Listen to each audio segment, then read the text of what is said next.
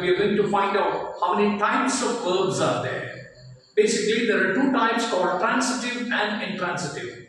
Now, I'm going back to the same sentence which we have said before. I have written a poem. I asked, what is the verb? Now, you're going to answer me.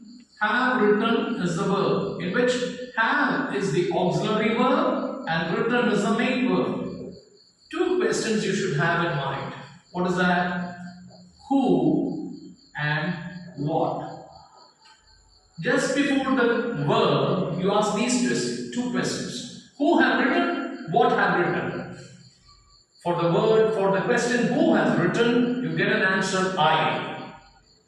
Now, you are going to ask two other questions after the verb.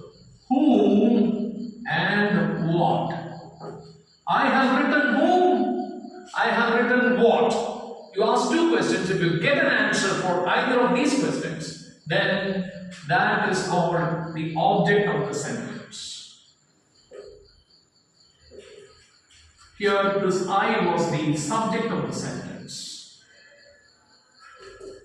Now, when I ask the question after the verb, you got an answer, a poem. That is called the object of a sentence. When you ask a question, or one of these questions is answered, then you have an object. Such verbs are called transitive verbs. I suppose you understood.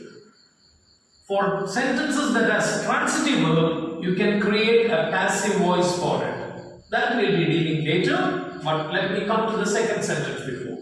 She is dancing elegantly. What is the verb? Is dancing is the verb. Two questions. Who is dancing? What is dancing? For the question who is dancing, you get an answer. That's she. So she is the subject of the sentence. Fine. She is dancing whom? She is dancing what? Two questions you are asking. You don't get an answer. If you don't get an answer, there is no object.